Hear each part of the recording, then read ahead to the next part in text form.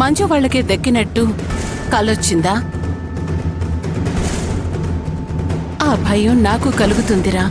ఆ రాజేంద్ర వచ్చి మాట్లాడి వెళ్ళినప్పటినుంచి మనసులో లేదంటే నమ్ము. నువ్వేమో నందినిని పెళ్లి చేసుకోను అంటున్నావు. నీకు భార్య కాకపోతే ఖుషీకి తల్లిగా చెల్లదు అని ఆ రాజేంద్ర వాళ్ళు అంటున్నారు. తల్లిగా చెలామణి అయిన ఆ రాధేమో రాను అని హ్యాండ్ ఇచ్చింది. ఖుషీని కాపాడుకోవడానికి ఇంకో దారేవేనా ఉందా? కలో వచ్చినందుకే నువ్వింత కంగారు పడుతున్నావు. నిజంగానే ఖుషీ దూరం అయితే నువ్వు తట్టుకోగలవా? ఖుషీ కోసమైనా నా మాట విని నందినిని పెళ్లి చేసుకోవటానికి ఒప్పుకోరా? అక్కా, నీకు పెళ్లి చేసుకునే ఉద్దేశం లేదని నువ్వు చెప్పావు. కానీ నీ సమస్యలన్నీ తీరిపోవాలి అంటే నీకున్న మార్గం ఇదొక్కటే.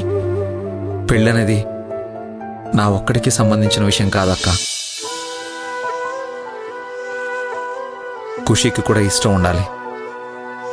నందినిని తల్లిగా యాక్సెప్ట్ చేయడానికి ఖుషీ ఒప్పుకుంటుందో లేదో. ఖుషీ చిన్నపిల్లరా. ప్రేమ చూపిస్తే దగ్గరవుతుంది, ద్వేషం చూపిస్తే దూరం అవుతుంది. రాధ విషయంలో ఏం జరిగిందో చూసావు కదా. అమ్మా అమ్మా అంటూ రాధని దేవతలా కొలిచిన ఖుషీయే రాధ తప్పు చేస్తే తట్టుకోలేక అమ్మగా వద్దు అని వెళ్ళిపోమంది. అంతేరా, మనం నడుచుకునే పద్ధతిని బట్టే పిల్లలు మనతో నడుచుకుంటారు.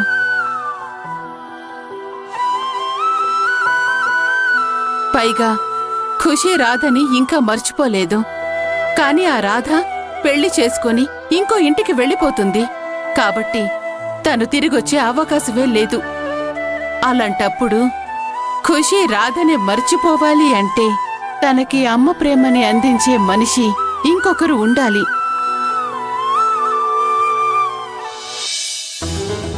నువ్వు నందినిని పెళ్లి చేసుకొని తనే నీకు అమ్మ అని ఖుషి